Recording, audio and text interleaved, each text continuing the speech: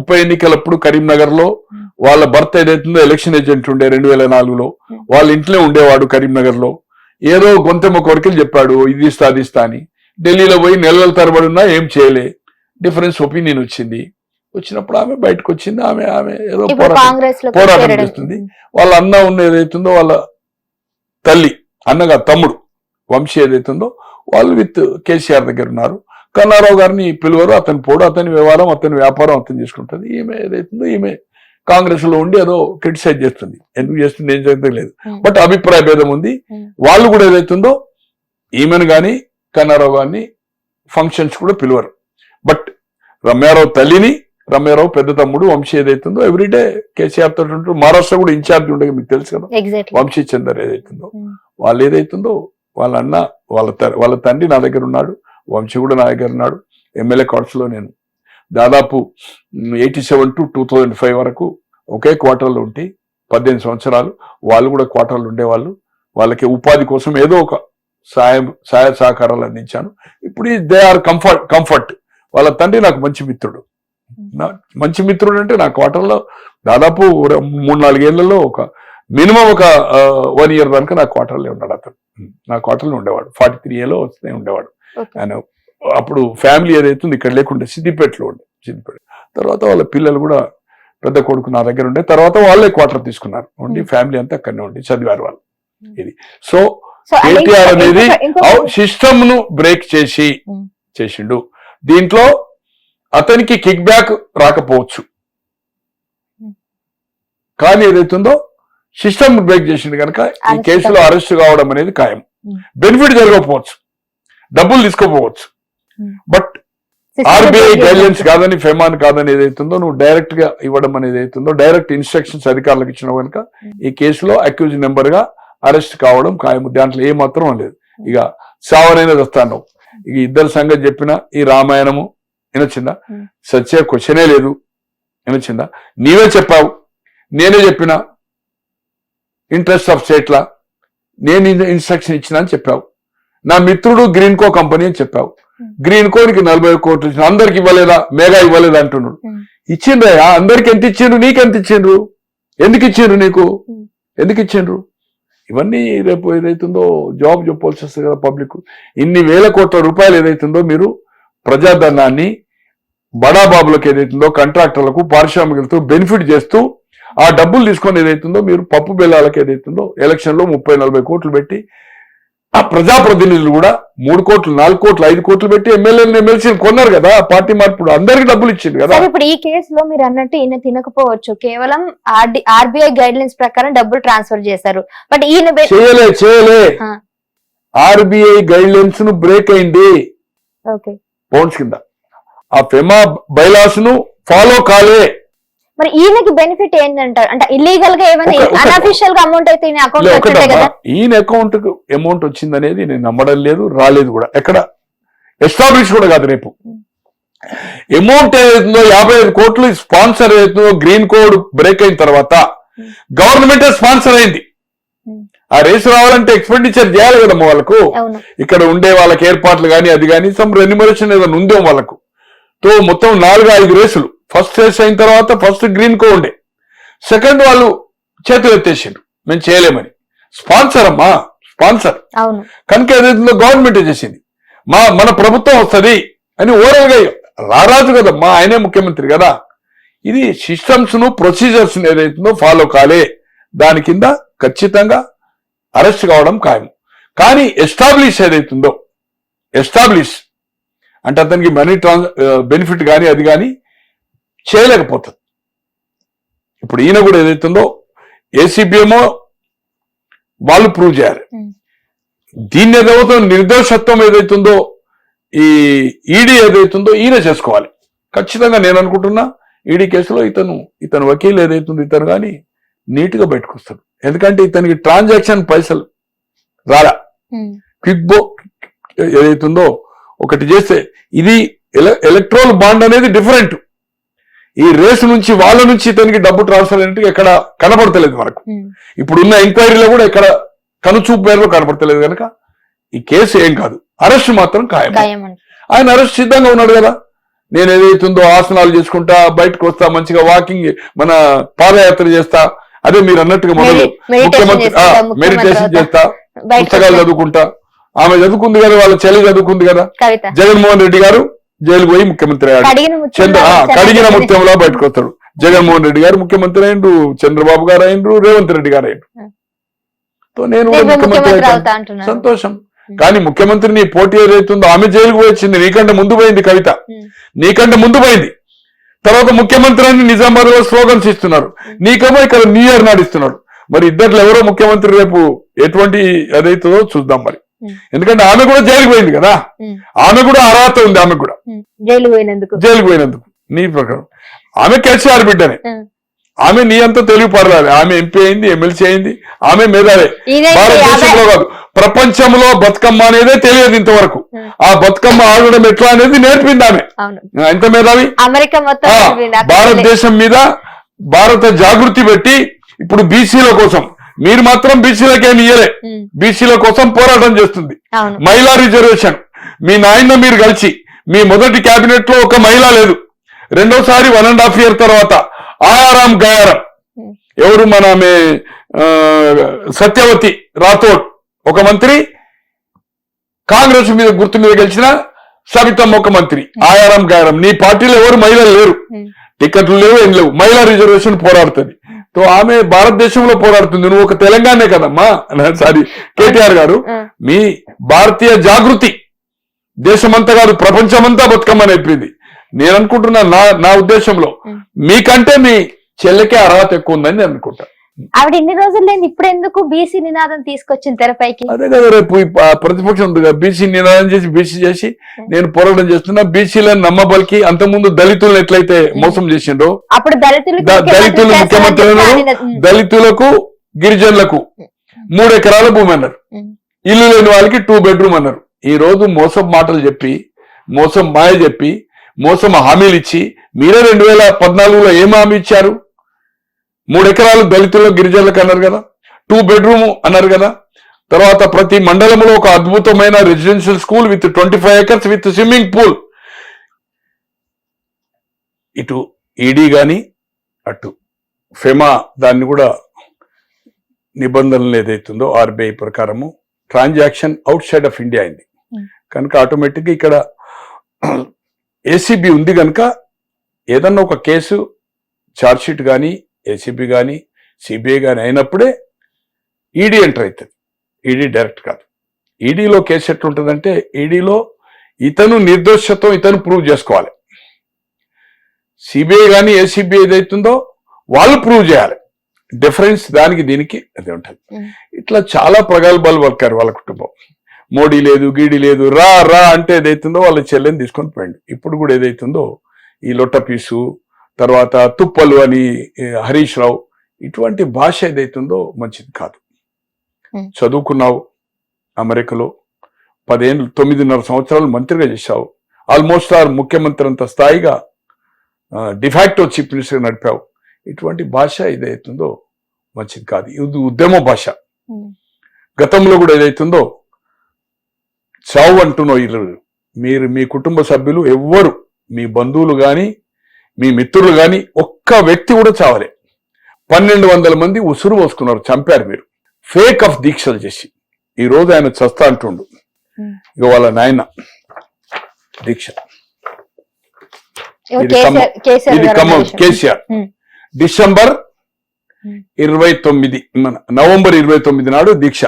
ఆయన దీక్ష ఖమ్మం నుంచి హైదరాబాద్ వచ్చి 9th ప్రకటన అయిన తర్వాత 11th నిమ్స్ నుంచి రిలీజ్ అయ్యాడు. ఇది ఖమ్మం రిపోర్టు, ఇది నిమ్స్ రిపోర్టు. అయితే అతను ఒక్క నిమిషం, అతను దీక్ష పట్టే ముందు ఏం చెప్పాడు? ఇది చివరి పోరాటము తెలంగాణ. ఒక 40-50 వేల మంది ఎక్కడ పెట్టాడు? సిద్దిపేటలో, ఆయన నియోజకవర్గం, ఆయన స్థావరంలో, ఆయన సామ్రాజ్యంలో 40-50 వేల మంది నాతో దీక్ష కూర్చుంటారు, అమర్నాథ్ దీక్ష. మీరు ఏమాత్రం డిస్టర్బ్ చేసినా ఆ 40,000 మంది ఏదైతుందో ఆత్మాహుతి చేసుకుంటారు నా కోసం అని చెప్పి అంతా పెట్రోల్ గిట్రోల్ అంతా రెడీ పెట్టి ఏదైతుందో కరీంనగర్ వెళ్ళాడు. 27 అంటే 29కి అనుకోండి, 27 చివరికి అక్కడ అరెస్ట్ దీక్ష కోసం సిద్దిపేట రావాలి. ఆయన వెహికల్లో రాలే, ఆయన అక్కడ ఇల్లుంది, ఓ ఆఫీస్ అని అడిగాను, ఆయన సొంత ఆస్తి కింద రాసుకున్నాడు అక్కడ కరీంనగర్ లో, ఉత్తర తెలంగాణ ఆఫీసు దక్షిణ తెలంగాణ ఆఫీసు అంటారు, ఏమంటారు దాన్ని, ఒక ప్యాలెస్ కట్టుకున్నాడు అక్కడ కూడా. అక్కడ నుంచి ఏ వెహికల్ ఎక్కాడు, బుల్లెట్ ప్రూఫ్ పోలీస్ వెహికల్ ఎక్కాడు. నిజంగానే నీ దీక్ష పెట్టేటోడైతే పోలీస్ వెహికల్ ఎందుకు ఎక్కాలి? ఆయనకు దీక్ష పట్టే శక్తి సామర్థ్యాలు లేవు. గతంలో కూడా ఢిల్లీలో ఏం చేసిండు మనకు తెలుసు, అదంతా వివరాలు పోదలుచుకోలే. జంతర్ మంతర్లు ఏం చేసిండు, రాత్రి ఎక్కడ పోయిండు, మళ్ళీ ఏంది, ఇవన్నీ మనం చూసాం. అతని ఆరోగ్యము సహకరించదు దీక్షకు. అతనుకున్న ఏమంటారంటే అవి డిసీజెస్ అనుకోండి. అలాగే ఏదైతుందో పోలీస్ వెహికల్ ఎక్కి పోలీస్ ఏం చేసింది, వరంగల్ నుంచి ఖమ్మం తీసుకెళ్ళింది. ఇక్కడ హరీష్ రావు గారు ఒక 10,000 మంది జమ చేశారు. పెట్రోల్ ₹1,000, ₹1,000. వాళ్ళ మామను తీసుకుపోతా ఉంటే ఏదైతుందో దీక్షను భంగం చేయడానికి పోలీసు ఏదైతుందో కుట్రలు పన్నింది ఇక్కడికి రాకుండా అని రస్తారు, కొలిగిస్తారు. అక్కడ ఆ మీటింగ్ లో అడ్రస్ చేసుకుంటూ పెట్రోల్ ఉన్నది, పెట్రోల్ పోసుకున్నాడు, అగ్గిపెట్టలేదు. చారాన్ని అగ్గిపెట్టే 4 అన్నారు, 25 పైసలు అగ్గిపెట్టలేదు. పెట్రోల్ మాత్రం ₹1,000. అలాగే ఆయన ఖమ్మం పోయాడు కదా, మొదటి రోజు ఏం చేశాడు మనం చూసాం, జ్యూస్ తాగాడు. ఎప్పుడైతే ఇక్కడ యూనివర్సిటీలో కానీ గడబడైన తర్వాత మళ్ళీ రివర్స్ అయిపోయి నన్ను హైదరాబాద్ షిఫ్ట్ చేయమంటే హైదరాబాద్ షిఫ్ట్ చేశారు. ఏ హైదరాబాద్ రిపోర్ట్ నిమ్స్. ఇగో ఎవ్రీడే 3 నుంచి ఏదైతుందో ఎవ్రీడే ఏం తీసుకున్నాడు ఆయన మెడిసిన్స్ అనేది వెరీ క్లారిటీగా ఏదైతుందో 9th వరకు ఉంది. ఆయన లేచే వరకు ఎప్పటి వరకు అంటే 10th 11th, ఇగో 11th వరకు రిపోర్ట్ ఉంది. ఇటువంటి దీక్ష ఏదైతుందో ఫ్లూయిడ్స్ అండ్ మినరల్స్ వేసుకుంటాడు. అంటే పుట్టిన పిల్లవాడు 90 కాదు 100 సంవత్సరాలకి వితౌట్ ఎనీ ఫుడ్ ఇతను తీసుకున్న ఫ్లూయిడ్స్ ఏదైతుందో 100 సంవత్సరాలు అంటే బతకొచ్చు. ఇగో దీనికి నిదర్శనం ఇంపాల్లో షర్మిలి అని ఏదైతుందో ఆమె ప్రపంచంలోకి వెళ్ళి అతిపెద్ద ప్రజాస్వామ్య దేశమైన భారత స్వాతంత్ర్య సాక్షిగా ఉద్యమ తరంగము ఓటు చట్టపరం పేరిట ఇరోమ్ ఓటు హక్కును దోపిడి వంటి ఒక నిమిషం అమ్మా, ఇది ప్రజాస్వామ్యం పోయిందంటూ గత ఎన్నికలు కూడా ఈసారి ఓటేసేందుకు ముందుకు చట్టం పేరు వీలుంది. ఈమె షర్మిల బలహీనంగా ఉండడంతో ఆమెను మణిపూర్ రాజధాని ఇంపాల్లోని ఒక ఆసుపత్రి ప్రత్యేక వార్డులో ఉంచి బలవంతంగా ఫ్లూయిడ్ ఎక్కిస్తున్నారు. ఆమె ఉంటున్న గదినే సబ్ జైలు గా మార్చారు. అయితే ప్రజా ప్రాతినిధ్య చట్టము 1951లోని సెక్షన్ 62(5) ప్రకారం జైల్లో ఉండే వ్యక్తి ఓటేసే హక్కు ఉండదు అనుకోండి. ఈమె 14 years ఉండదమ్మా. పోలీస్ కస్టడీలో ఆమె దీక్ష విరమించలే. దీక్షకు ఏదైతుందో ఫ్లూయిడ్స్ ఇస్తామైంది హాస్పిటల్లో. 14 సంవత్సరాలు బతికింది. 14 years 14 సంవత్సరాలు బతికింది. కేసీఆర్ దానికంటే పవర్ఫుల్ వాడాడు. ఇది రిపోర్ట్ అంటే ఇదంతా ఫేక్ దీక్ష దివాస్, ఫేక్ దీక్ష. మొన్న రీసెంట్ గా బీఆర్ఎస్ భవన్ లో కూడా దీక్ష దివాస్ నేను చెప్పాను కదా, ఢిల్లీలో చెప్పాను, ప్రతిసారి చెప్పాను. ఏదైతుందో ఇది నిమ్స్ రిపోర్ట్, ఇది డాక్టర్స్, ఇది ఖమ్మం, అది ఎవ్రీడే ఏం ఫ్లూయిడ్స్ చేసింది. మీరు ఒక చెట్టు కింద అంటే ఒక RMP డాక్టర్ని అడిగినా కూడా ఏం దీక్ష ఇది, ఫేక్ దీక్ష. కొందరు వాళ్ళ సహచరులు ఇడ్లీ తిన్నాడు, సాయంత్రము రాత్రి కర్డ్ రైస్ తిన్నాడు, అంతా అబద్ధం. ఓన్లీ ఫ్లూయిడ్స్ తోటే ఉన్నాడు, గడ్డం చేసుకోలే అంతే. దాంతో నీరసంగా కనిపించిండు, అదొక డ్రామా.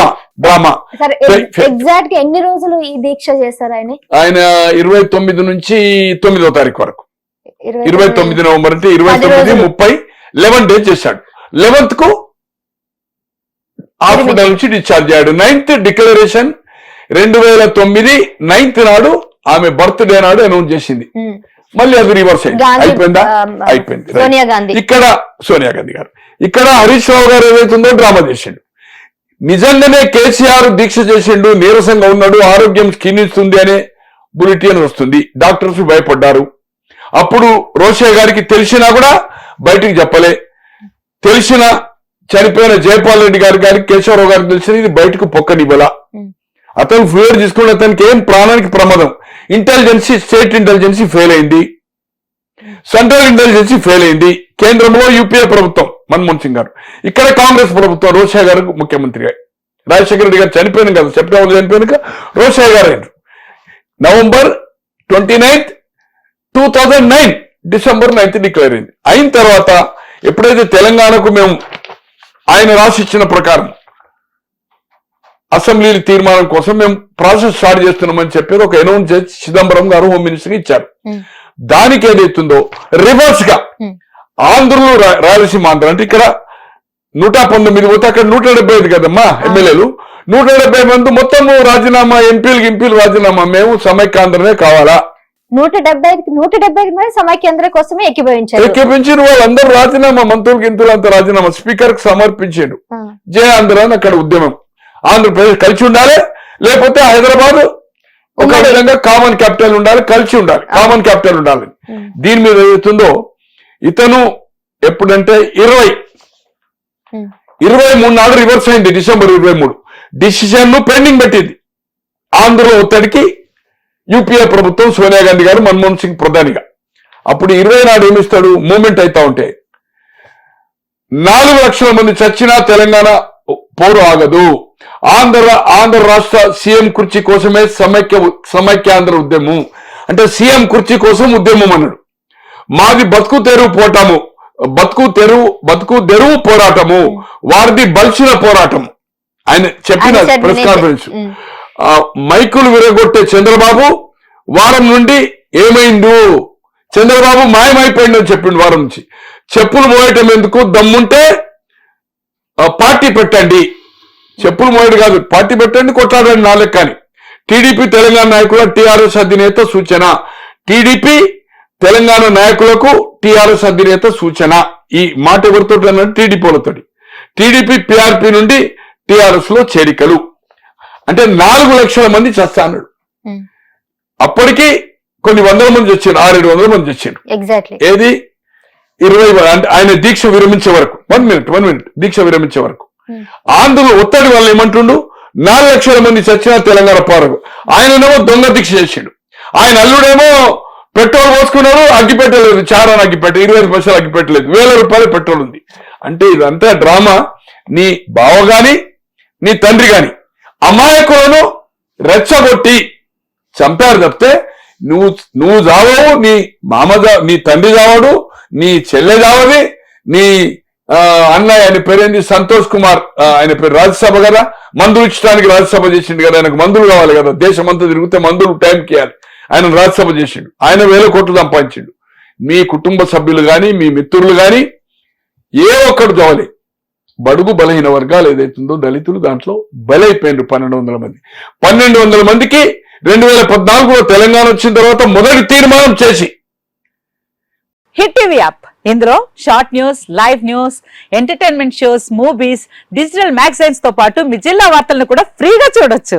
ఇంకెందుకు ఆలస్యం, వెంటనే హిట్ టీవీ యాప్ ని డౌన్లోడ్ చేసుకుని ఫ్రీగా ఎంటర్టైన్మెంట్ పొందండి. Hit TV app. Hit TV app. Please download hit TV app. Hit TV app ని ఫ్రీగా డౌన్లోడ్ చేసుకుని ఎంజాయ్ చేయండి. మీకు నచ్చిన ఎంటర్టైన్మెంట్ కోసం హిట్ టీవీ యాప్ ని ఫ్రీగా డౌన్లోడ్ చేసుకుని ఎంజాయ్ చేయండి. హిట్ టీవీ యాప్ ని డౌన్లోడ్ చేసుకుని ఆస్వాదించండి, ఆశీర్వదించండి. ఇంతమంది సెలబ్రిటీలు హిట్ టీవీ యాప్ ని డౌన్లోడ్ చేసుకోండి అని చెప్తున్నారంటే ఎంత మంచి యాప్ ఆలోచించండి.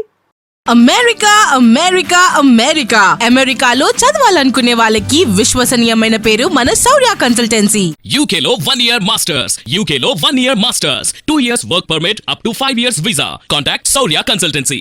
Contact 89851 89851.